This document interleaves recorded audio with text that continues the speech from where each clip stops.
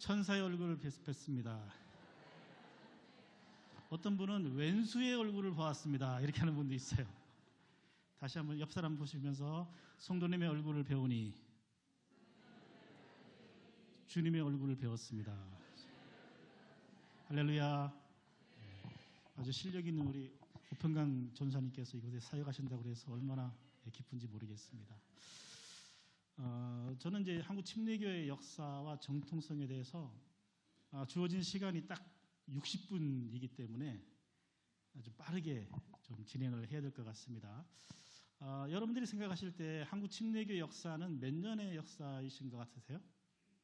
우리 한국 침례교회 역사 몇 년 정도 될 것 같아요? 우리 한국 침례교회 역사는 136년의 역사입니다. 많은 분들이 혼동하시길 한국 침례교회 역사는 남침례교와 제유 이후, 그러니까 1949년, 1950년대부터 한국 침례교회는 시작되었을 것이다, 이렇게 생각하시는데 그렇지 않습니다. 말콤 페닉이라고 하는 선교사님께서 1889년도 겨울에 이 땅에 오셔서 원산에서 침례교회를 처음으로 시작하셨습니다. 그래서 페닉 선교사님은 침례교 목사로 목사 안수를 받은 그런 분이셨어요. 자, 그러니까 한국 침례교회 역사는 몇 년의 역사라고요? 136년의 역사다. 또 한 가지, 우리 한국 침례교회 하면, 여러분 침례교회 하면 무엇이 가장 먼저 떠오르세요? 침례가 먼저 생각나시죠? 자, 그런데 전 세계 교회 역사에서 침례교회가 처음으로 등장한 것은 1607년입니다. 1609년에 이제 영국 성공회에서, 영국 교회에서 핍박을 피해서 네덜란드로 갔던 사람 중에 일부가 신약 성경을 공부하다가 어떤 사상을 발견했냐면 유아 세례는 비성서적이다라고 하는 사상을 깨닫게 됩니다. 그래서 스스로 신앙 고백하고, 그러니까 유아 세례가 아니라 스스로 신앙 고백하고 세례를 받았어요. 그러면서 1609년에 최초의 침례교회가 네덜란드에서 시작됩니다. 자, 그러고 보면 우리 침례교회의 특징은 침례, 즉 물에 잠기는 것은 그게 중요한 게 아니라 누가 침례든 세례를 받아야 하는가, 그 주체의 문제였어요. 그래서 침례교회의 시작은 침수례를 행하는 것에서 시작되지 아니하고 누가 침례를 받아야 하느냐, 유아 세례가 아니라 스스로 신앙 고백한 사람이, 그래서 처음으로 세례를 받았고, 그 다음에 30년 이후에 드디어 침례를 받았단 말이에요. 자, 우리가 세례 그러면은 여러 가지 양식이 있어요. 먼저 물을 뿌리는 살수례가 있어요. 살수례가 있고, 그 다음에 관수례, 물을 붓는 관수례가 있어요. 그리고 성경의 의미대로 예수님께서 죽으시고 장사 지내시고 부활하신 것을 상징하는 침수례가 있습니다. 그래서 침례교의 시작은 침례가 맞지만, 그러나 중요한 것은 침례 양식보다 누가 침례를 받아야 하는가가 훨씬 더 중요했습니다. 자, 오늘 저는 여러분들에게 우리 침례교의 역사를 통해서 도대체 침례교가 다른 교단에 비해서 어떤 특징이 있는가, 또 여러분들이 속해 있는 한국 침례교회는 어떠한 역사를 가지고 있는가를 중심으로 제가 한 60분에 걸쳐서 설명을 드리겠습니다. 자, PPT 한번 띄워주시겠어요? 네. 자, 이 PPT인데요. 자, 여러분들 한번 그 다음 넘겨주세요. 네. 자, 세족식 아시죠? 세족식은 우리가 성찬식, 주의 만찬이라든가 침례식이 있는데 세족식이 있어요. 여러분들이 생각할 때 세족식을 할 때에 먼저 오른발을 먼저 발에 담가야 될까요? 물에 담가야 될까요? 아니면 왼발을 먼저 담가야 될까요? 한번 생각해 보세요. 세족식을 할 때에 오른발부터 해야 된다. 아니야. 왼발부터 해야 된다. 여러분 생각하실 때 먼저 오른발부터 집어내야 된다고 생각하는 사람. 다 오른손잡이세요? 네, 내리세요. 아니야, 왼발부터 해야 된다. 그러세요? 아니야, 그럼 뭐예요, 그러면? 다른 사람들은? 한꺼번에. 상관없어요? 여러분, 미국의 테네시주에 한 교회가 있었습니다. 이 침례교회가 있었는데, 이 세족식을 할 때에 오른발부터 해야 된다고 하는 성도가 있었고, 왼발부터 해야 된다고 하는 성도가 있었어요. 그런데 이 교회는 합의를 보지 못해서 왼발을 주장하는 사람들이 교회를 뛰쳐나가서 옆에다가 교회를 새로 개척을 했어요. 그리고 나서 교회 이름을 뭐라고 지었느냐? 따라서 하겠습니다. 왼발 침례교회. 왼발 침례교회를 지었어요. 한번 따라서 할까요? 죽고 사는 문제가 아니면 그냥 넘어가자. 할렐루야. 성가대 가운을 입는데 주님의 보혈을 상징하는 붉은색을 입을 것이냐 아니면 흰색을 입을 것이냐 가지고 교회가 분열되면 되겠습니까? 그죠? 죽고 사는 문제가 아니면 그냥 넘어가자. 이것이 하나님께서 우리에게 주시는 은혜일 줄로 저는 생각을 합니다. 자, 이 세족식을 하는데요. 자, 이 장면은 먼저 왼발부터 지금 세족식 하는 거예요. 그 다음 장면. 이거는 오른발부터. 자, 그 다음 장면. 이거는 양발을 하는 거예요. 자, 그 다음 장면 보겠습니다. 자, 그런데 왜 그러면 유아 세례를 하느냐? 여러분 유아 세례 받으신 분 없으세요? 역시 역사적인 교회군요. 자, 유아 세례를 왜 하느냐? 자, 유아 세례를 하는 그 신학적인 근거는 이것입니다. 이스라엘 백성들이 구약에서 이스라엘 백성들이 할례를 통해서 할례를 받으면 하나님의 자녀가 되는 의식을 치르는 거예요. 그러니까 할례라는 의식을 통해서 이스라엘 자손이 되는 것입니다. 자, 그런데 신약에 와서는 더 이상 할례를 행하지 아니하고 대신에 유아 세례를 주는 거예요. 그러면 왜 유아 세례를 주느냐? 자, 신자가 자녀가 태어났어요.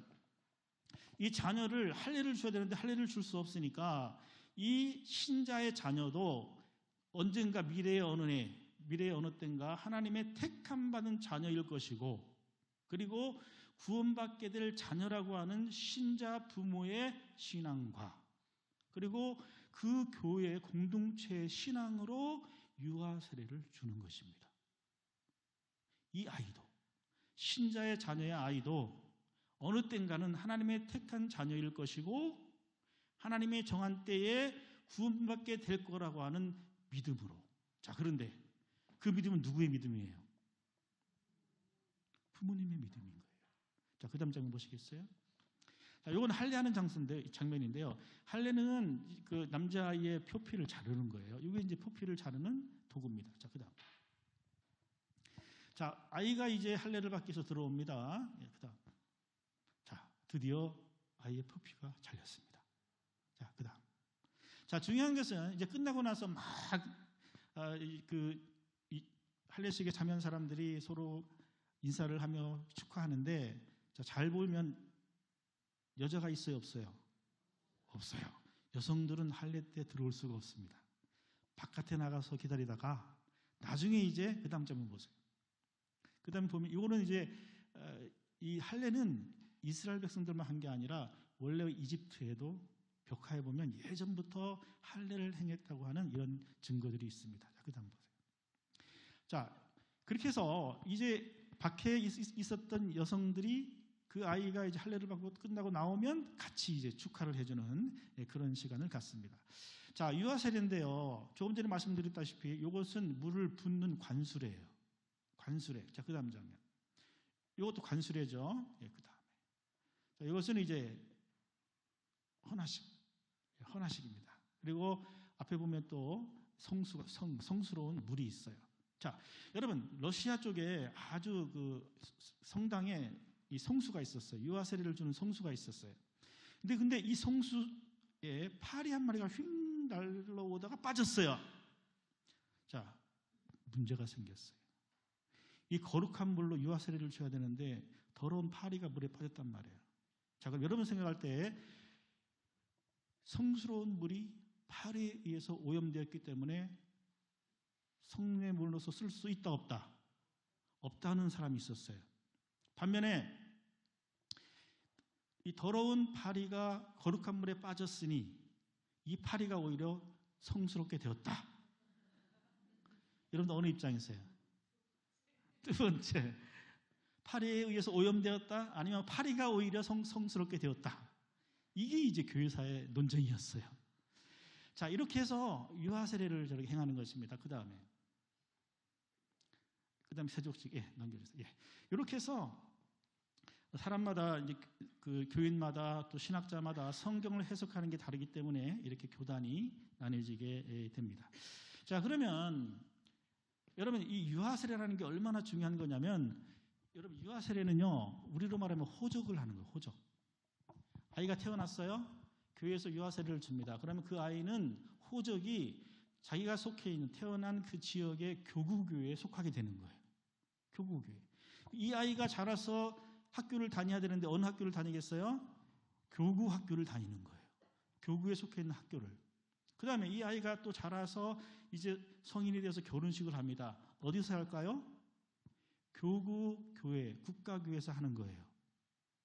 그러면 한 성인이 아이가 태어나서 계속 자라서 결혼식을 하고 할 때까지 계속해서 국가교회에다가 헌금을 하고 종교세, 세금을 냅니다. 자, 그래서 이제 결혼해서 아이를 또 낳았어요. 그럼 그 아이는 또 뭘 줘야 돼요? 국가교회에서 유아세례를 주는 거예요.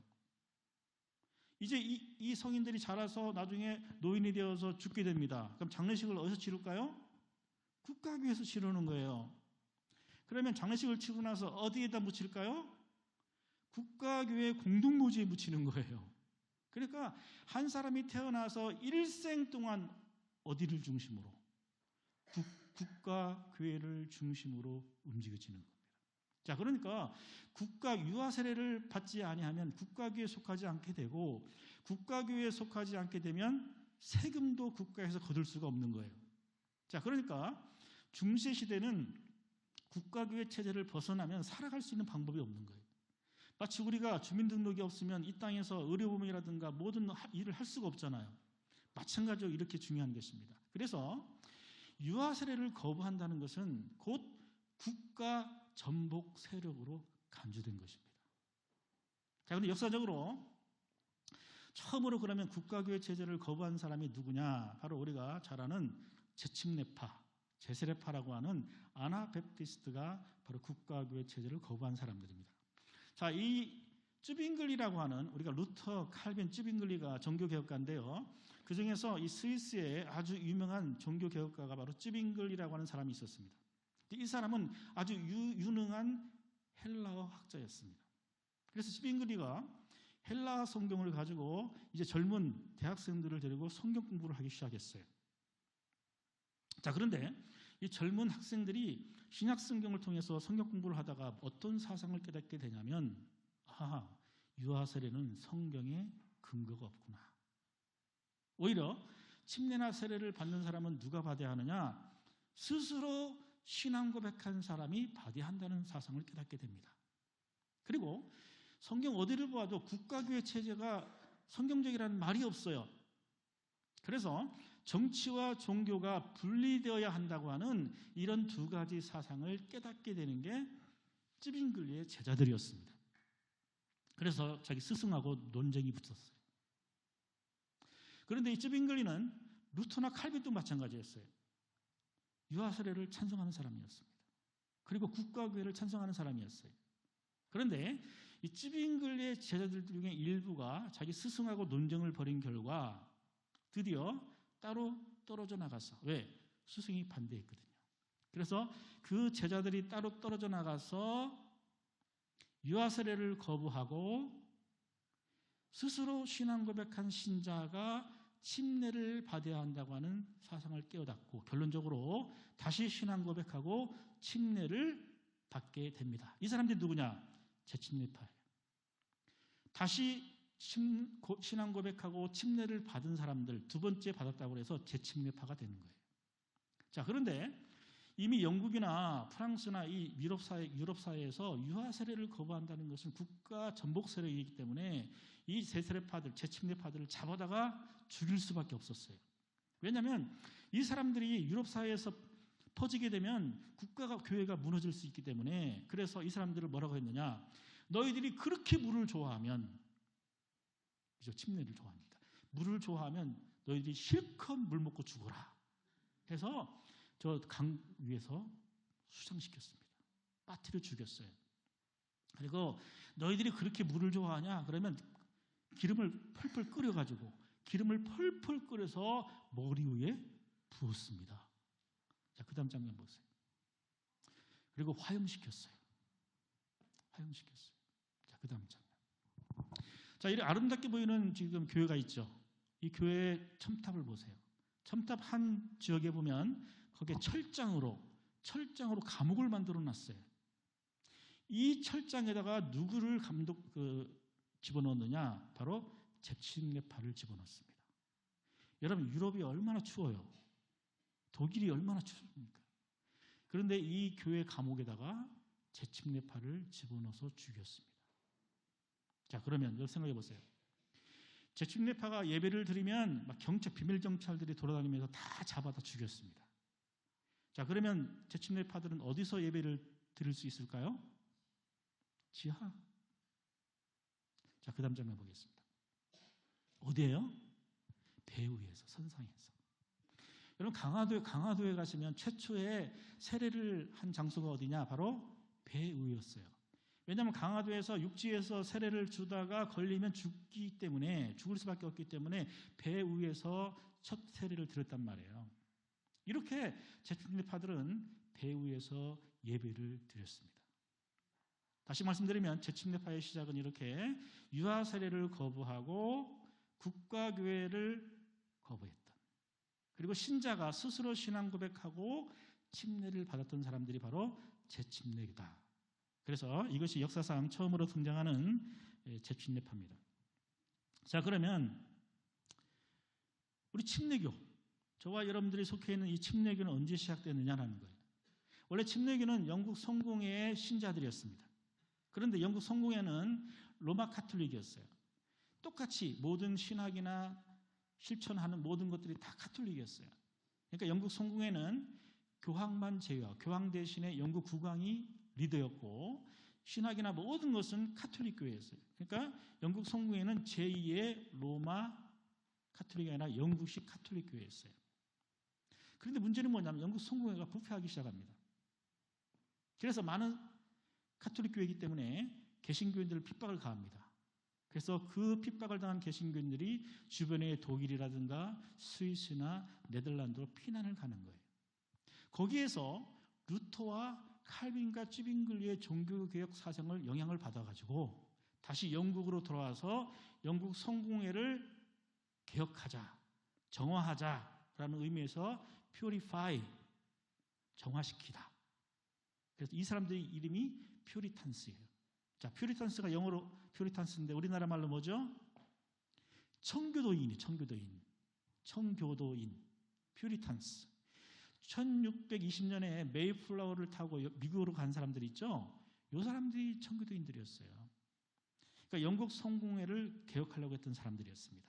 자, 이 사람들이 이제 영국에 돌아와가지고 영국 성공회를 개혁하려고 했는데 도저히 영국 성공회가 듣지를 않아요. 그 사람들의 요구사항을 들어주지 않았어요. 왜냐하면 성공회는 가톨릭과 마찬가지로 주교제였어요. 주교, 교황, 추기경, 주교, 사제, 부제. 그런데 이 성공회인들은 장로제를 원했습니다. 칼빈의 사상에 영향받아서 장로제를 원했고, 또 일부는 회중교회, 모든 회중들이 동일한 권한을 갖는 회중교회를 원했습니다. 그런데 영국 성공회는 들어주지 않았어요. 자, 그래서 핍박이 주어졌을 때에 이제 이들이 어디로 피난 갔느냐? 주 주변의 스위스, 네덜란드, 독일로 피난 갔습니다. 자, 그 중에 네덜란드로 핍박을 피해 간 사람들이 있었습니다. 근데 이들이 모임이 상당히 커졌어요. 자, 모임이 커지면 들킬 수 있죠. 그래서 절반이 나눠졌습니다. 한 팀은 네덜란드로 갔고, 한 팀은 네덜란드로 갔다가 1620년에 메이플라워를 타고 102명이 메이플라워를 타고 미국으로 건너갑니다. 이 사람들은 미국에 가서 회중교회를 세웠어요. 이제 회중교회들은 교회를 세우고 나서 목회자가 유럽에서 와야 되는데 안 왔습니다. 그래서 회중교회인들이 목회자 양성 대학을 2개 세웠어요. 그 대학이 그 유명한 하버드와 예일 대학이 회중교회 목회자 양성 대학으로 세워진 거예요.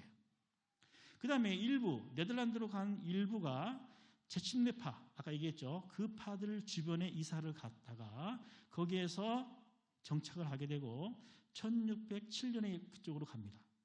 가서 신약 성경을 공부하다가 또 어떤 결론에 도달했냐면 유아세례는 성경에 없다. 비성서적이다. 그리고 침례든 세례든 누가 받아야 하느냐? 스스로 신앙 고백한 신자가 받아야 한다는 사상을 깨닫게 됐어요. 그래서 이 존 스마이스라고 하는 저분이 원래 영국 성공의 사제였는데 성공에서 빠져나와서 네덜란드로 핍박을 피해 갔다가 거기에서 드디어 유아세례를 거부하고 스스로 신앙 고백한 사람이 침례든 세례를 받아야 한다고는 최초의 침례교회가 1609년에 네덜란드에 세워지기 시작합니다. 자, 존 스미스는 주변에 자기를 침례줄 사람이 없어서 자기가 목사니까 스스로 신앙 고백하고 자기 위에 세례를 줬어요. 그리고 주변에 자기 따르는 모든 교인들에게 신앙 고백을 하게 하고 그리고 다 세례를 줬습니다. 이러면서 1609년에 드디어 교회 역사 처음으로 침례교회가 시작되는 거예요. 재침례교회는 그보다 100년 전에 시작됐습니다. 그래서 이 스미스 목사님이 가만히 생각해 보니까 원래 예전은 세례나 침례든 예전은 원래 사제가 해야 되는데 자기가 자기에게 머리를 했잖아요. 자기가 머리에게 손 놓고 안수했잖아요. 그래서 뭔가 이상한 거예요. 그래서 주변에 신앙 고백하고 침례를 주는 교회가 있는지를 찾아봤더니 이미 100년 전부터 재침례교인들이 있었던 거였어요. 그래서 존 스마이스 목사님은 우리 교회가 저 재침례교로 들어가자고 얘기합니다. 자, 그런데 평신도 가운데 일부 반대하는 사람이 있었어요. 나는 정당하게 신앙 고백하고 침례를 받았기 때문에 나는 재침례교에 들어가지 않겠습니다라고 해서 다시 영국으로 돌아갔어요. 자, 그 다음 장에 보시겠습니다. 자, 토마스 해리즈라고 하는 평신도 지도자였습니다. 사실 이 사람이 모든 핍박기에 재정적인 부담을 다 한 사람이었어요. 이 사람을 따른 일부가 다시 영국으로 돌아와서 그 다음 해인 1610년이나 11년에 드디어 영국 땅에 최초의 일반 침례교회를 세우게 됩니다. 자, 그런데 침례교회면 침례교회지 왜 일반 침례교회가 뭐냐? 자, 침례교회는 일반 침례교회와 특수 침례교회가 있습니다. 차이가 어떤 차이냐? 자, 예수님께서 여러분 생각해 보세요. 예수님께서 모든 사람은 인류를 위해서 돌아가셨을까요? 아니면 하나님이 택한 자만을 위해서 돌아가셨을까요? 첫 번째, 예수님은 모든 사람을 위해 돌아가셨다. 괜찮아요? 네. 아니다. 예수님은 택한 자만을 위해 돌아가셨다. 네, 괜찮아요. 자, 그래서 처음에 영국 땅에 세워진 교회는 일반 침례교회였어요. 즉 예수님께서는 모든 인류를 위해 돌아가셨다. 이게 일반 침례교회. 그리고 한 세대 후인 30년 후에 1638년 정도에는 또 다른 지역에서 일반 침례교와 별개로 칼빈 사상에 입각해서 특수 침례교가 세워진 거였어요. 그런데 동일하게 일반 침례교나 특수 침례교나 동일한 신학은 뭐냐? 유아세례는 성서적이지 않다. 그리고 신앙 고백한 사람이 침례를 받아야 한다. 그리고 국가교회는 거부하고 정치와 종교는 분리되어야 한다고 하는 이런 동일한 사상을 깨닫고 드디어 침례교회가 시작됐습니다. 자, 그 다음 장면 보겠습니다. 자, 이것이 영국 땅에 돌아와서 일반 침례교회를 세웠던 그 도시의 모습이에요. 자, 그 다음 장. 자, 이렇게 최초의 침례교가 역사적으로 등장하는데 그 특징이 뭐냐? 거기 보이면 자유교회 운동이에요. 자유교회는 어떤 자유교회냐면 국가교회로부터의 자유. 그래서 우리는 국가교회 체제를 거부하는 거예요. 국가가 교회를 다스리고 국가가 교회의 모든 정책에 영향력을 끼치는 걸 거부하는 거예요. 국가교회로부터 자유입니다. 그 다음에 두 번째는 뭐죠? 신자의 침례. 유아세례가 아니라 신앙 고백한 사람이 침례를 받아야 한다는 거예요. 그 다음에는 지역교회 자치. 그러니까 우리는 총회가 있고 지방회가 있지만 총회나 지방회가 우리 교회로 하여금 뭐 이렇게 해라 저렇게 해라 뭐 장로는 이렇게 세우고 담임 목사는 누굴 세우고 할 수 있어요 없어요? 이게 안 되는 거예요. 그런데 장로교회나 감리교회는요. 요즘에는 조금 덜해졌지만은 이 노회 그 다음에 감리교회 감독 이 권한이 막강합니다. 근데 침례교회는 그렇지 않아요. 침례교회는 우리 지역교회가, 여러분들의 교회가, 여러분들의 모든 성도가 교회를 운영할 수가 있는 거예요. 중요한 것을 다 결정할 수가 있는 거예요. 이러면서 지역교회 자치권을 우리 침례교의 특징입니다. 세 번째, 그 다음에는요, 침수례예요. 유아 세례도 정당한 신앙 고백을 하고 나서 받으면 상관이 없지만, 그러나 성경적으로 볼 때 예수님께서 죽으시고 장사 지내시고 부활하시고 이것을 상징하는 게 침례잖아요. 근데 씻는 거는, 세례는 그거 상징할 수가 없어요. 그래서 우리 침례교회는 침수례, 물에 잠기는 것을 특징으로 한다. 그 다음에는요, 주의 만찬. 그렇죠. 우리는 성찬식이 거룩한 성찬식이라고 하지는 않아요. 예수님의 죽으심과 부활과 우리에게 떡을 떼어 주심을 상징하기 위해서 우리가 기념설로 하는 것이지, 그 자체가 거룩해서 예수님의 피가 막 내 속에 막 움직이고 살이 되고 이거 아니잖아요. 그 다음에 마지막으로 신약 성소. 우리는 구약도 존중하지만 신약 성소 교회를 추구하는 그런 교단이다 말씀을 드립니다. 자, 그 다음 장면 보겠습니다. 자, 이것은 좀 넘어갈게요. 자, 그 다음 넘어보세요. 자, 미국의 침례교인데요. 지금 좀 더 넘어보세요. 계속 넘겨주세요. 그 다음에 이것은 이제, 먼저 미국 침례교 있잖아요. 미국 침례교에도 특징이 있습니다. 미국 침례교에도요, 1639년에 다 이 사람들 성공의 사제였어요. 성공의 사제였는데 이 사람들도 신약성경을 연구하다가 유아 세례가 성서적이지 않다는 사실을 깨닫게 되는 거예요. 그래서 침례교가 시작되는 거예요. 자, 그 다음 장면 한번 넘겨보세요. 이 로저 윌리엄스라는 사람도 마찬가지인데요. 이 사람도 영국의 성공의 사제였습니다. 사제였는데 신약성경을 연구하다가 유아 세례를 거부하고, 그리고 미국 땅이 원래 원주민의 땅이라고 하는 그걸 가르쳤어요.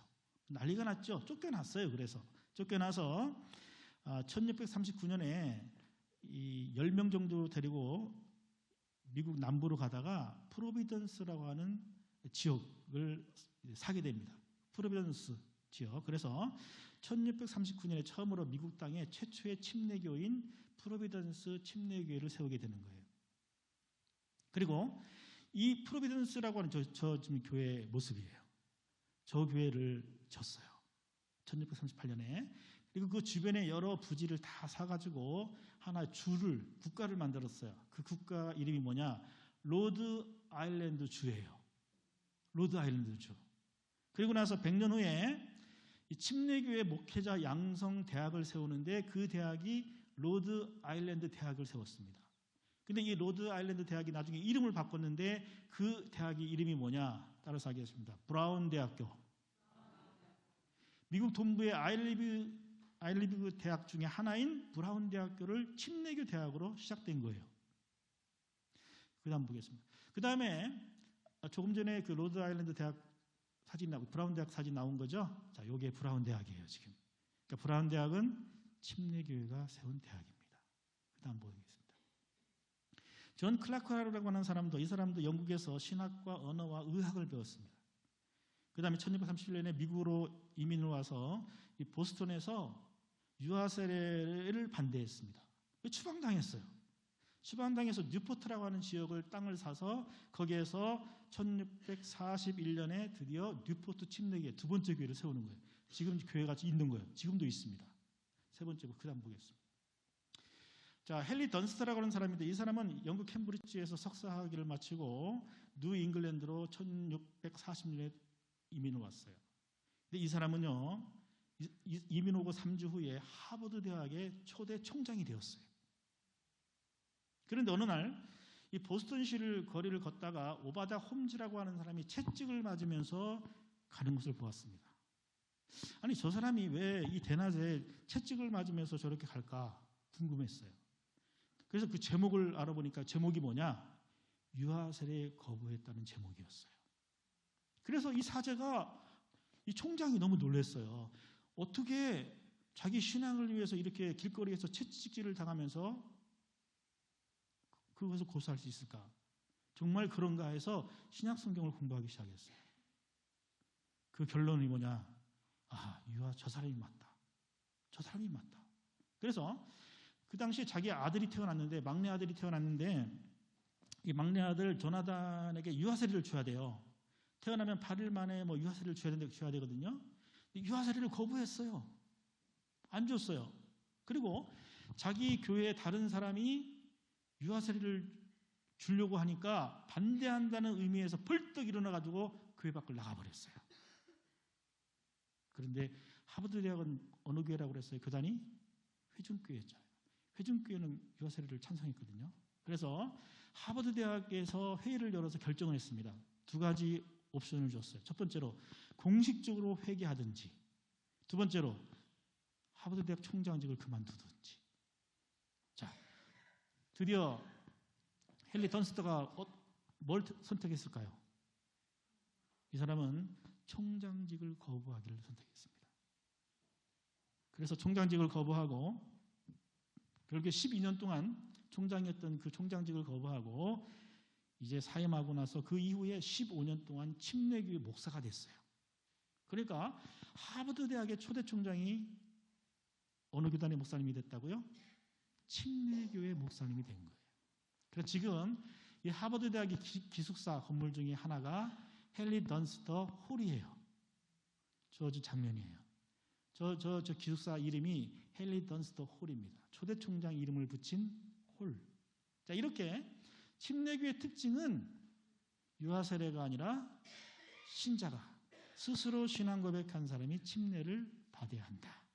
그리고 국가교회를 거부하고 정치와 종교가 분리되고, 그리고 지역교회의 자치권을 강조하는, 그리고 신약성경에 원래 초대교회를 회복하려고 하는 이런 특징이 바로 침례교회의 특징이다. 자, 그 다음에 이번에는 이제 마지막으로 한국 침례교회를 제가 소개하겠습니다. 그 다음에 넘겨 주세요. 자, 우리 한국 침례교회 아까 몇 년의 역사라고 그랬어요? 136년의 역사. 제가 3시 30분 전에는 마치겠습니다. 제가 너무 잘 알아요. 가장 훌륭한, 가장 강의를 잘하는 교수가 누구냐? 가장 짧게 핵심만 탁탁 집어주는 교수가 사실 잘하는 교수예요. 보통 이런 강의는 한 90분이나 2시간 정도 해야 되는 그런 강의예요. 근데 지지난주에 음성회 가서 한 2시간을 했더니 막 다들 막 힘들어 하셨어요. 근데 여러분들에게는 목사님께서 3시 반까지만 해주세요. 그렇게 말씀을 이미 하셨기 때문에 제가 30분까지 최선을 다해서 마치도록 하겠습니다. 자, 한국 침례교회는 이렇게 136년의 역사인데요. 제가 미국에서 이제 학위를 하고 기후회를 해서 우리 침례교 역사에 관심이 있는 목사님들이 모였습니다. 우리 이제 신학교회 이 목사님도, 이정훈 목사님도 같은 초기 멤버였어요. 그래서 이 한국 침례교회 중에서 100년 이상 된 교회, 다시요, 한국 침례교회에서 100년 이상 된 침례교회를 저희들이 탐방을 하기 시작했어요. 그래서 1차로 가고 2차로 가고 3차로 계속 갔어요. 그런데 문제는 뭐냐면 개교회가 역사가 없어요. 쓰여진 역사가 없고 연역도 없고 아무것도 없어요. 사진도 없어요.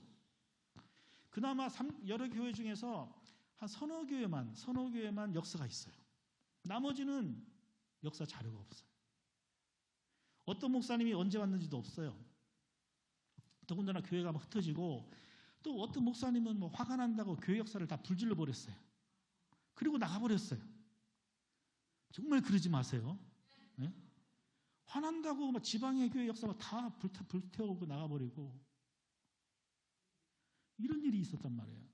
그래서 이 100년 이상 된 교회를 다 찾아다니니까 몇 개의 교회가 있었느냐? 몇 개가 있었을 것 같아요? 30개 교회가 있었어요. 30개. 그래서 누군가는 이 작업을 해야 되겠다 해서 저하고 또 다른 박사님하고 해서 이 30개 교회 역사를 정리를 했습니다.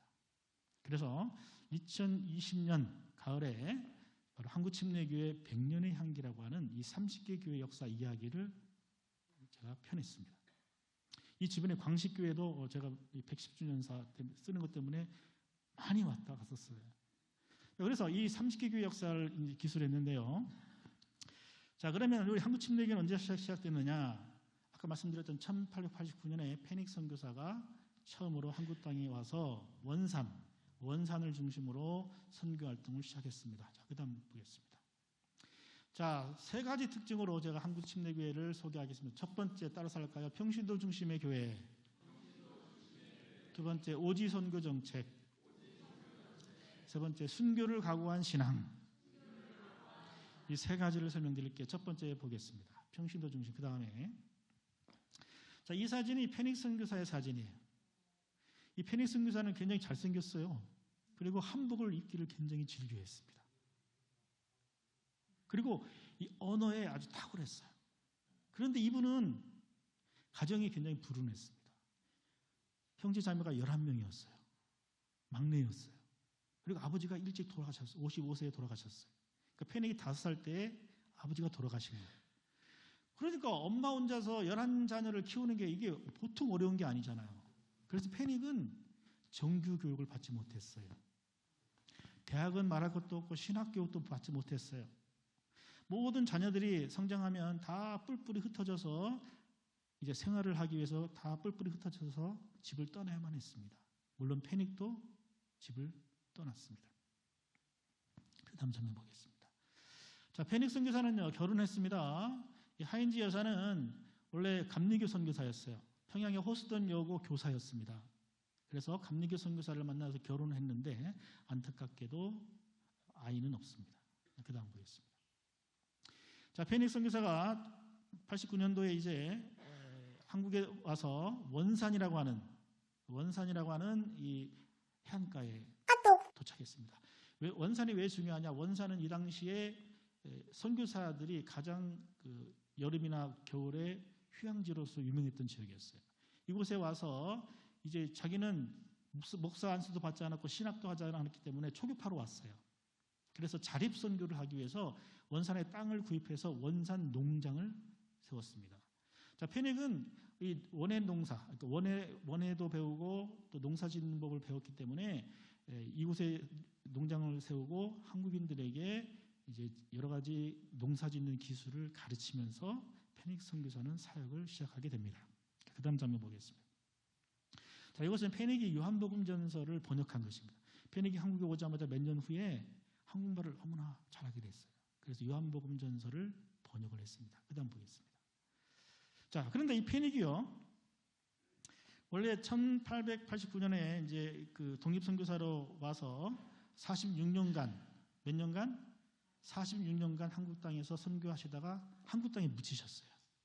근데 원래 페닉은요, 이 18살 때에 이제 가족을 떠나서 사회생활을 시작합니다. 농장의 일꾼으로서 또 농업의 원예 예술을 배우고 법률사무소에서 일했습니다. 자, 26살 때에는 직원 40명을 둔 지배인이 되었어요. 근데 페닉의 어머니는 계속해서 페닉을 위해서 기도했습니다. 저 아이가 예수님을 영접할 수 있도록 계속 눈물로 기도했습니다. 다행히도 23살 때에 어머니의 간절한 기도로 페닉은 토론토의 어느 한 길거리에서 예수님을 영접하게 됩니다. 자, 그리고 나서 3년 후에 26살 때에 이 카나다의 나이가라 사경에 부흥집회가 열렸어요. 이 부흥집회에 열렸는데 이 당시에 아주 유명한 목사님들이 이제 집회를 인도했는데 고든이라고 하는, 저기 있죠? 아도니엄 저슨 고든이라고 하는 목사님이 집회를 인도하셨어요. 자, 여기에서 페닉은 크게 은혜를 받고 집회를 참여할 때마다 하나님께서 자기 마음속에 하나의 음성을 들리기 시작하셨어요.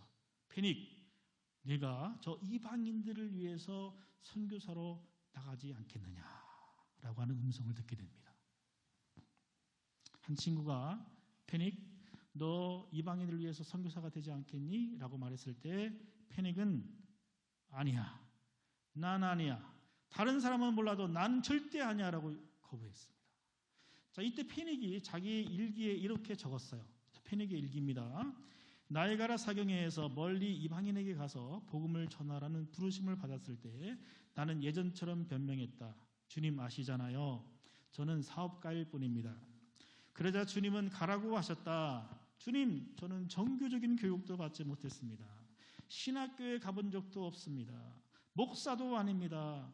주님은 다시 가라고 말씀하셨다. 정말 가고 싶지 않습니다. 이에 주님이 갈 마음이 생기도록 만들어주기를 바라느냐라고 말했을 때 아닙니다. 그런 마음이 생기지 않기를 바랍니다. 라고 대답했다. 사흘째 되던 어느 날 나는 이렇게 주님께 말했다. 주님, 가고 싶지 않습니다. 또 가고 싶은 마음이 들게 되기를 바라지도 않습니다. 그러나 만약 제게 그런 마음이 생기기를 원하신다면 뜻대로 하시옵소서. 아멘. 페닉이 이런 마음을 자기 일장에 적어 놓았습니다. 그러다가 어느 날 한 선교사가 간증하는 소리를 듣게 됩니다. 그 간증하는 소리가 아까 우리 담임 목사님께서 말씀하셨던 그 소리였어요. 이 인도 선교사였는데요. 와일이라는 선교사가 간증을 합니다. 아주 사막에서 애타게 물을 찾아 죽어가는 사람에 대한 간증이었습니다. 여러분, 사막에서 애타게 물을 찾아 죽어가는 사람에게 아름답게 꾸며진 금으로 꾸며진 주전자에다가 아름다운 컵에 물을 담아 주우면 그 사람은 살아요, 죽어요? 살게 되는 거죠. 하지만 비록 더럽고 찌그러진 깡통에다가 물을 담아줄지라도 그 사람이 그것을 받아 마신다고 하면 살 것이라고 하는 간증을 듣게 됩니다. 페닉이 감동이 됐어요. 충격이 왔어요. 그래서 페닉은 내가 비록 교육받지 못했고 신학교육을 받지 못하고 목사 안수를 받지 못하고 교단의 파송 선교사로 받지 못했지만은 그럼에도 불구하고 찌그러지고 더럽고 볼품없는 깡통 같은 자신이 저 죽어가는 영혼들을 향해서 살려줄 수 있는 생명수를 줄 수만 있다면 내가 기꺼이 가겠습니다. 할렐루야. 그래서 페닉이 1889년에 한국으로 호를 단신 28살 나이로 오는 거예요. 그리고 원산에서 농장을 사서 운영을 하다가 한 3, 4년 지나니까 선교 열매가 없어요. 왜 그럴까요? 목사도 아니죠. 신학교육도 받지 않았죠. 교단 배경도 없죠. 평신도로서 선교 사역을 하다 보니까 한계가 닥쳤어요. 그래서 어디로 갔느냐? 본국인 카나다로 갔다가 미국인 고든 목사님이 목회하시는 보스턴 크라랜던 베프티스트 처치를 간 거예요. 왜 갔느냐? 그 교회는요, 그러니까 선교사 훈련 학원이 세워졌었어요. 그래서 본인이 선교사 신학 훈련을 받지 않았기 때문에 그 교회 가서 선교사 훈련 학원을 들어가서 교육을 받습니다. 그리고 거기에서 드디어 침례도 받고요. 그리고 1896년에 침례교 목사로서 안수까지 받습니다. 자, 그런데 이때 같이 교육받은 친구들이 있었습니다. 이 교회 선교에서 야, 우리가 이 선교 이제 훈련 받았는데 우리 어디로 갈까 고민했을 때 페닉 선교사가 내가 몇 년 전에 한국 땅에 갔다 왔는데 너희들 다른 곳에 가지 말고 한국 땅에 가서 선교 활동을 해라 이렇게 추천했어요. 그래서 폴링 스테드만이라고 하는 이 선교사 일행들이 한국 땅에 오게 되고 서울에서 지병석이라고 하는 강경 출신 신자를 만나서 드디어 어디로 오느냐? 강경으로 오는 거예요. 그게 몇 년이냐? 1896년 2월 달이었어요. 그래서 1892년 2월 달에 강경 지역에 최초의 침례교가 세워지는 거예요. 그리고 배를 타고 쭉 올라가니까 어디가 나와요? 공주가 나왔어요. 공주 지역에 1896년 7월 달에 거기 교회를 세우는 게 공주 침례교회, 지금 꿈의 교회가 생기는 거예요. 그리고 다시 또 내려가니까 저 용안 맞은편에 보면 칠산, 강경 밑에 칠산에 그 해에 가을에 칠산 침례교회를 세우는 거예요. 그래서 이 폴링 스테이드만을 중심으로 이 사람들이 이 공주 강경 지역 중심으로 칠산교회 중심으로 해서 교회를 이제 막 개척하고 세우는데 성경 공부반이 23개가 세워졌어요. 요 23개의 성경 공부반이 나중에 다 자라서 교회가 되고 그리고 드디어 페닉 선교사에 의해서 1906년에 교단이 대한기독교회가 세워지는 거예요. 그 다음에 이렇게 해서 이제 이 주변의 일대로 이제 교회가 개척되기 시작하는데 바로 예산, 광시, 공주, 옥천, 영동, 그 다음에 여기 홍성 이쪽 지역으로 교회가 확산되기 시작하는 것입니다. 자, 그 다음 보겠습니다. 자, 신약성경인데요. 페닉 선교사는 1919년에 이미 신약성경 전체를 번역했어요. 여러분들이 신학교 오시면 도서관 3층과 4층에 보면 역사관이 있고 전시실이 있어요. 제가 학교 유일한 그 연구소 기관인 침례교 신학 연구소 소장입니다. 4년째 지금 하고 있어요. 그래서 많은 교회들이 신학교를 방문하면 이렇게 역사관을 방문을 많이 하십니다. 여기에 제가 이 신약 성경을 2권 보관하고 있어요. 그래서 페닉은 1919년에 이미 신약 성경 전체를 번역했다. 놀라운 일이에요. 원산에서 번역해서 출판했어요. 자, 그 다음 보겠습니다. 그 다음에 이 찬송가, 이 복음 찬미의 찬송가를 여러 번에 걸쳐서 찬송가를 만들었어요. 페닉이. 자, 그 다음에 이게 이제 복음 찬미 내용입니다. 그 다음에 자, 이렇게 해서 평신도 중심의 우리 침례교는 시작이었어요. 자, 여러분 생각해 보세요. 일제강점기에 우리 침례교는 목회자가 그 개교회에서 담임 목회자가 아니었어요. 우리는 순회 목회자, 순회 목회. 그죠? 그래서 한 목사님이 2개월, 3개월씩 계속해서 교회를 옮기면서 사역을 했습니다. 그러면 목사님이 안 계실 때 누가 사역할까요? 평신도들이 했어요. 그래서 100년 이상 된 교회를 가면 이 평신도들이 얼마나 헌신하고 얼마나 예배를 인도하고 교회를 운영했는지 알 수가 없어요. 그래서 우리 침례교회는 페닉부터 해서 이렇게 평신도 중심의 사역을 했다. 이거 기억하세요. 두 번째, 오지 선교입니다. 여러분, 이미 우리나라에 들어온 선교사, 장로교, 감리교 선교사들이 우리나라에 들어오기 전에 먼저 어디로 갔느냐? 중국으로 갔어요. 중국 가서 선교사들이 경쟁하기 시작합니다. 교단이 다르니까 막 경쟁했어요. 동일한 지역과 동일한 사람들을 놓고 막 경쟁하니까 이게 말이 아닌 거예요. 돈도 돈대로 쓰이고. 그래서 이 중국의 선교사들이 나중에 일본으로 갑니다. 일본으로 갈 때는 우리가 서로 경쟁을 피하자라고 해서 일본에서는 교단을 만들지 않고 단 하나의 일본 기독교만 만든 거예요.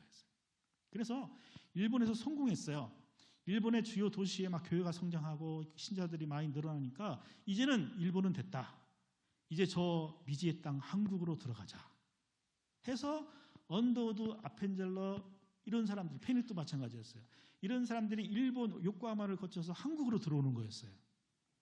그래서 우리나라도 이 선교사들이 들어왔을 때 더 이상 이 대한민국도 한국 땅도 중국처럼 경쟁하지 말자 해서 장로교와 감리교가 주축이 되어서 한반도 전역을 저렇게 나누었어요. 이 지역 함경도는 뭐 북장로교, 이 지역은 남장로교, 이 지역은 호주 장로교, 이 지역은 캐나다 장로교, 이 지역은 남감리교, 북감리교 이렇게 나누었어요. 자, 그런데 문제는 페닉은 자기 교단이 없었잖아요. 이 당시에. 그래서 페닉은 여기 낄 수가 없었어요. 자, 그 다음 장면 보겠습니다. 그래서 페닉 선교사가 1906년에 교단을 창설하고 나서, 교단을 만들고 나서 제일 처음으로 교단의 정책을 정한 게 뭐냐? 바로 오지 선교 정책을 정했어요. 다시 말하면 감리교와 장로교는 대도시를 중심으로, 평야를 중심으로 교회를 세웠지만 침례교는 감리교나 장로교 선교사가 힘이 미치지 못하는 저 내륙 깊은 곳, 광시, 예산이 때 그랬어요. 예산, 홍성, 옥천, 그 다음에 강원도, 이쪽 강원도의 해안가인 포항, 울진, 삼척, 그리고 강건 바다 건너 울릉도, 그 다음에 만주, 시베리아, 북방에다가 우리는 선교하겠다 해서 이름을 동아시아 기독교로 세운 거예요. 이름을 바꿨어요. 그래서 저기 보시면 한반도 위에 지금 현재 만주, 시베리아, 러시아 지역에다가 집중적으로 한국 침례교회는 선교 정책을 핀 것입니다. 그래서 여러분 울릉도에 가시면 지금 울릉도의 전체 교회 중에서 50% 정도가 침례교회입니다. 그런데 울릉도에 100년 이상 된 침례교가 몇 개가 있느냐? 30개 교회 가운데서 4개 교회가 울릉도에 있어요. 울릉도 최초의 교회가 침례교회였습니다. 1889년도에 들어왔어요. 이렇게 울릉도는 우리 침례교회의 아주 중요한 역사적인 그런 장소입니다. 자, 이렇게 침례교가 장로교나 감리교가 들어가지 아니한 이런 지역, 오지 지역으로 주로 선교 활동을 했습니다. 그 다음에 자, 이게 보세요. 만주 시베리아 지역에 얼마나 많은 지역에 침례교가 세워졌는지. 그러니까 우리 침례교는 한반도가 아니라 한반도 지역, 북방 지역에다가 교회를 많이 세웠어요. 자, 그 다음 보겠습니다. 자, 이게 초창기에 교단을 세우고 1906년에 교단을 세우고 나서 처음으로 한 게 뭐냐? 여기 용한 침례교회가 있어요. 용한 침례교회 4명의 사람들을 만주 시베리아 선교사로 파송했어요. 그러니까 교단이 세워지고 나서 처음으로 한 게 뭐냐? 선교사를 파송하는 거였어요. 이게 이 당시에 선교사들의 모습입니다. 저런 모습으로 북방, 만주, 시베리아, 한북 쪽으로 다 파송돼 나간 거였어요. 자, 그 다음에 이게 이제 이 지도가 만주, 시베리아 이쪽 지역의 교회 이름이에요. 어떤 교회가 어느 지역에 세워졌는지를 다 지금 나와 있는 거예요. 자, 그 다음 장면 보겠습니다. 보세요. 얼마나 많은 교회가 있어요. 우리 침례교는 한반도보다는 이렇게 북방 지역에다가 교회들을 세웠어요. 감리교나 장로교는 이 북방에 있는 교회들은 하나의 선교지였어요. 근데 우리 침례교는 선교지가 아니라 우리의 구역이었어요. 우리 구역이었어요. 그 다음 보겠습니다. 자, 그 다음에. 자, 이렇게 해서 우리 침례교회는 이렇게 북방 지역, 소외된 지역에 복음의 씨앗을 뿌렸습니다. 특별히 중국 옥천, 공주, 강경, 영동, 단양, 예산, 광시, 홍성 이런 지역에 우리 침례교가 아주 활동을 많이 했는데요. 제가 이 그림을 보시면 이게 누구냐면 강요한나 전도 부인이에요. 우리말은 여전도사. 이 강요한나 할머니는 어디냐면 홍성이에요. 화계교회 아시죠? 화계교회. 제가 그 교회를 한 2번 방문했었어요. 화계교회가 바로 홍성에 있습니다. 이 화계교회에서 이 할머니셨는데 별명이 할렐루야 할머니, 극성스러운 할머니였어요. 근데 이분은 제대로 된 신발이 없으니까 집신 간발, 이 발을 천으로 동여매가지고 신발을 신고 전도 활동을 하는데 몇 년 동안이나 전도 활동을 했느냐? 따라서 하겠습니다. 32년. 몇 년 동안? 32년 동안 저 앉아 계신 할머니가 전도 활동을 했다고요. 때로는 일주일 동안, 때로는 2주, 길게는 한 달 동안에 전도 활동을 하는데 주로 어느 지역을 갔느냐? 예산, 광시, 청양, 태안, 홍성, 공주, 강경, 익산, 용안, 송천, 함나, 송담, 나포. 32년 동안 충청도와 그 인근 전체를. 그래서 여러분 용안교회라든가 익산교회, 강경교회 가면, 공주교회 가면 이 강요한나 할머니 흔적이 다 남아있어요. 이렇게 평생을 32년 동안 전도 활동했단 말이에요. 자, 하나님께서는 이 여인의 이 수고를 잊으셨을까요? 기억하셨을까요? 기억하셨죠. 그래서 이 자손을 하나님이 축복해 주셨어요. 자, 손자가 누구냐? 수도침례신학대학교 교수였고 괌에서 목회하셨다가 작년에 돌아가신 김순갑 목사님. 이분이 손자였어요. 근데 증손자가 누구냐? 바로 우리 한국침례신학대학교의 김종걸 교수님이 증손자예요. 또 그 자녀, 그 자손, 아니지, 그 형제 자매들이 얼마나 많은 목사들이 많아요. 하나님께서는 저 여인의 헌신과 수고를 기억하셨다. 할렐루야. 기억하셨어요. 자, 그 다음에 보겠습니다. 세 번째, 마지막으로 순교를 각오한 신앙이다. 그럼 첫 순교자는요, 1918년 교단이 설립되고 나서 12년 후에 원산에서 총회를 열고 이때 간도와 시베리아 지역의 전도 사역을 지원하기 위해서 박노기, 김희서 여러 몇 사람들을 저 러시아로 보냈습니다. 배를 타고 그만 가다가 돌풍에 배가 침몰돼서 순교를 하셨어요. 이게 1918년 10월 20일 사건이었습니다. 또 한 가지는요, 그 다음에 보시면 이 원산 사건이네요. 원산 사건은 뭐냐면은 일제가 이 원산 총부 그러니까 우리 말하면 총회가 원산에 있었어요. 페닉이 원산의 중심으로 살겠으니까. 이 원산의 지도자들 32명을 잡아다가 가둔 일이 있었어요. 이 중에서 전치규 목사님이 있습니다. 자, 이분은 경북에 울진에 가시면 행국 침례교가 있어요. 행국교회. 100년 이상 된 교회입니다. 여기 출신인데, 자, 이분은 예수를 영접하고 6년간 페닉 원산에 가서 페닉 밑에 선교 공부를 했어요. 페닉이 어느 날 제 아들을 쭉 모아놓고 물을 주면서 하나씩 주면서, 야, 저 밭에 나가서 물을 거꾸로 심어라 그랬어요. 그러니까 여러분들 물 어떻게 심어야 돼요? 바르게 심어야 돼요? 거꾸로 심어야 돼요? 그래서 학생들이, 야, 선교사님이 너무 몰라도 모른다. 그래서 다 물을 반듯하게 심었어요. 근데 전치규라는 학생은 물을 거꾸로 심었어요. 그래서 페닉 선교사가 이 학생이야말로 순종을 잘하는 학생이구나 해서 비서로 뽑아서 나중에 신약 성경을 번역하는데 아주 중요한 역할을 하게 됩니다. 이 전치규 목사님은요, 각종 고문을 당하고 영양실조와 밧줄로 묶여서 거리로 끌려다니다가 결국에 1944년, 즉 해방 전에 안타깝게도 57세의 나이로 순교를 당하십니다. 그 다음 장면 보겠습니다. 자, 이게 이제 전병무 목사님인데요. 이분도 역시 행국교회 출신이었습니다. 근데 이 강원도 울진은요, 이 공비들이 왔던 지역 아니에요? 그리고 원래 이 빨치산들, 공산주의자들이 많았던 지역이었습니다. 자, 이 공산당들이 이 교인들을 다 죽일 생각을 하다가 이제 그 당시 예배를 인도하던 전병무 목사님을 끌어다가 총살했습니다. 이 소리를 듣고 교인들이 다 피난 가서 살았습니다. 이 행복교회는요, 지금도 수많은 목회자들을 길러냈습니다.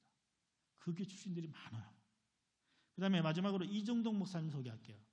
우리 주변에 이 신영교회, 공주의 신영교회 출신이고 마지막으로 목회하신 저희 강경침례교회에서 목회하신 분이에요. 자, 이 이정동 목사님은요, 많은 사람들이 6.25 때 피난 갔습니다. 자, 이정동 목사님 그러나 교회를 지키기 위해서 부목사였던 김장배 목사님과 더불어서 손으로 명함을 크게 썼어요. 손으로 명함을 써가지고 인민위원회 내무소를 다니면서 전도활동을 했어, 오히려. 자, 공산당이 퇴각하는 날 이정동 목사님을 체포해서 금강변, 갈대밭, 여러분 그 옥녀봉 있죠? 강경에 가서 옥녀봉이 있어요. 최초 침례교회가 있고 있었던 지역, 그 맞은편에 갈대밭에서 총살을 시켰습니다. 지금도 그 지역에 순교비가 있어요. 자, 보겠습니다. 자, 여기서 총살당하셨어요. 그 다음에 보시면 묘지가 강경침례교회 교회 묘지 현재 묻혀 있습니다. 자, 이렇게 이정동 목사님은 순교하셨고, 이정동 목사님은 그러니까 스라에 아들 하나를 뒀어요. 독자가 누구냐면 이신우 장로님이죠. 이신우. 자, 이신우 장로님은 3남 3녀를 뒀는데 현재 두 아들이 이상국, 이상철 아들이 현재 목사님이십니다. 침례교 목사님이에요. 그리고 맏 사위는 우리 침례교 총회에서 세 번이나 총회장이었던 신혁균 목사님이 맏사위입니다. 이렇게 우리 한국 침례교회는 순교를 각오하고 평신도 중심이요, 그리고 오지 선교를 통해서 지금까지 역사가 흘러온 아주 자랑스러운 그런 교단이라는 거 여러분들 기억하시기 바랍니다. 자, 그 다음에 마지막으로 자, 사진 보겠습니다. 자, 이것은 페닉이요. 페닉이 저 중간 오른쪽에 보시면 검정색이 있죠? 이 페닉 선교사 모습이에요. 그러니까 이미 페닉과 교단 지도자들이 1920년대 내지는 30년대에 다 찍은 사진이에요. 그러니까 실제로 우리 침례교는 136년의 역사가 있는 거예요. 자, 그 다음 보겠습니다. 자, 이건 1920년대, 25년으로 추정하는데요. 저 원산에 저기 옆에 집 있죠? 원산 아마 페닉이 기거했던 집인 것 같아요. 그 앞에서 사진 찍은 거예요. 자, 그 다음 사진. 저건 이제 원산교회, 원산 침례교회 앞에서 찍은 것입니다. 자, 그 다음 사진. 요거는 1935년에 페닉 선교사가 이 땅에서 돌아가셨습니다. 자, 이 장례식 사진이에요. 페닉 선교사 장례식 사진이 남아있어요. 자, 페닉 선교사가 돌아가실 때 세 가지 유언합니다. 자, 뭐라고 유언했어요? 같이 읽겠습니다. 시작. 내가 세상을 떠난 뒤에도 우리 교회는 세상 교회와 갈라놓아라. 그들에게 물들지 말라. 두 번째 시작. 내 무덤은 분봉하지 말고 평장으로 하라. 세 번째, 모든 재산은 처분하여 교단과 측근들에게 고르게 나눠주라. 이 세 가지 유언하고 돌아가셨어요. 그래서 페닉스 선교사 묘지는 평장을, 그의 사모님도 같이 원산 동산에 부시셨습니다. 자, 현재 우리가 원산 그 농장이 어디 있는지 번질 수가 있어요. 근데 실제로 거기 있느냐 알 수는 없어요. 그래서 우리가 통일을 하게 되면 우리 침례교는 가장 먼저 할 일이 뭐냐? 지금 많은 분들이 기도하고 준비하고 있어요. 통일이 이루어지면 원산 농장으로 가서 거기에서 원산교회를 다시 재건하고, 그리고 페닉스 선교사의 묘를 확인해서 다시 교회를 세워야 되겠다. 이런 각오와 이런 기도와 열정을 가진 사람들이 지금 도처에 있어요. 우리 교단에. 나중에 여러분들이 홍성교회가 그 과정에서 큰 역할을 하시게 되시기를 부탁드립니다. 왜? 여러분들의 교회는 역사적인 교회예요. 한국 침례교회에서 굉장히 중요한 역사적인 교회입니다. 여러분들이 꼭 그런 일들을 감당할 수 있게 되기를 바랍니다. 자, 그 다음에 보겠습니다. 자, 이제 이 페닉스 선교사가 돌아가셨을 때 같이 사역했던 다른 교단의 선교사가 이런 말을 남겼어요. 이분이야말로 성경에서 마태복음에서 말하는 가장 적합한 사람이다 라고 얘기했는데, 마지막 성경 한번 보겠습니다. 어떤 성경이냐? 마가복음 10장입니다. 같이 마지막으로 읽고 마치겠습니다. 시작. 예수께서 말씀하셨다. 내가 진심으로 너희에게 말한다. 나를 위하여 또 복음을 위하여 집이나 형제나 자매나 어머니나 자녀나 지금 이 세상에서는 약해도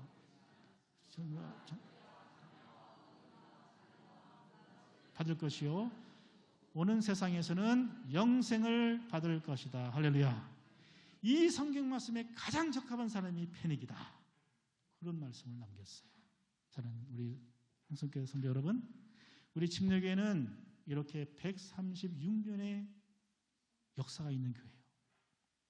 평신도가 목회자 중심보다는 평신도가 주인이 되었고, 그리고 오지선교, 이 편한 평야지대 도시지역이 아니라 남들이 가기 힘들어하는 평야지역이 아니라 저 오지지역, 강원도 해안가, 충청도 내륙, 만주, 러시아, 시베리아, 이런 지역을 중심으로 선교 활동을 했고, 그래서 해방 전까지 우리 침례교회 70% 이상의 교회는 다 북방에 있었어요. 근데 해방이 되고 나서 공산화되니까 내려올 수가 없잖아요. 그래서 30% 가지고는 이게 안 되는 거예요. 그래서 1949년도에 미국의 남침례교가 제휴를 하면서, 그래서 이 남침례교가 두 가지 선교를 합니다. 하나는 교육선교, 대전에 침례신학교를 세우고, 그 다음에 의료선교, 부산에 침례병원을 세워서 오늘날까지 우리 침례교가 이렇게 발전하게 되었습니다. 우리 1954년도에 여러분들 교회가 세워졌죠? 우리 한국 침례교는, 신학교는 1953년에 세워졌어요. 그래서 초창기에, 특별히 이제 그 6.25 사변 이후에 초창기에 세워진 이 홍성교회가, 특히 여러분들이 이런 세 가지 특징을 가진 침례교회 교인이라는 것을 자랑스러워하시고, 누가 주변에서 야, 침례교 특징이 뭐야? 그러면 유아세례를 거부하고, 스스로 신앙 고백하는 사람이 침례를 받아야 하고, 국가교회 체제를 거부하고 지역교회 자치를 강조하고, 그 다음에 평신도에 의해서 시작되고 오지선교를 했고, 그리고 순교를 각오한 유서 있는, 역사 있는, 신앙이 있는 복음적인 교단이야 라고 여러분들이 당당하게 말할 수 있게 되기를 주의 이름으로 부탁을 드립니다. 기도하겠습니다. 하나님 아버지, 은혜를 감사합니다. 이 땅에 수많은 교단들이 있지만은 가장 복음적이고 또 가장 성경대로 살기를 원하는 침례교회에서 이렇게 만날 수 있도록 도와주신 것 감사합니다. 특별히 한국 침례교회는 136년의 역사가 있고, 특별히 해방 이후에 이렇게 홍성지역에 역사적인 홍성교회 신앙생활을 할 수 있도록 인도하시는 아버지 하나님 감사합니다. 이렇게 오지선교를 앞장섰고 또 평신도 중심의 교단이요, 또 순교를 각오한 복음적인 이 교단, 우리가 더 열심히 헌신하고 노력하여서 이 지역사회를 살리고 수많은 사람들에게 선한 영향력을 끼칠 수 있는 귀한 교회로 성장할 수 있도록 도와주시옵소서. 특별히 다음 세대를 위해서 애쓰고 힘쓰는 이 교회에 축복해 주셔서 더 많은 청소년들이 모여들게 하시고 이 지역사회를 살리고 이 서해안 새로운 시대에 중심이 되고 핵심이 되는 귀한 홍성교회로 성장할 수 있도록 도와주시고 우리 담임 목사님과 모든 교우들이 협력하여서 이 일을 이룰 수 있도록 인도해 주시옵소서. 축복하며 예수 그리스도의 이름으로 기도하옵나이다. 아멘. 감사합니다.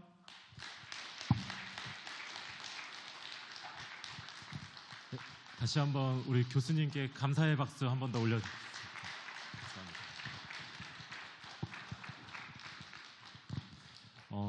교수님 말씀 들으시면서 어떻게 마음에 뜨거움이 있으셨나요? 네, 아멘. 저도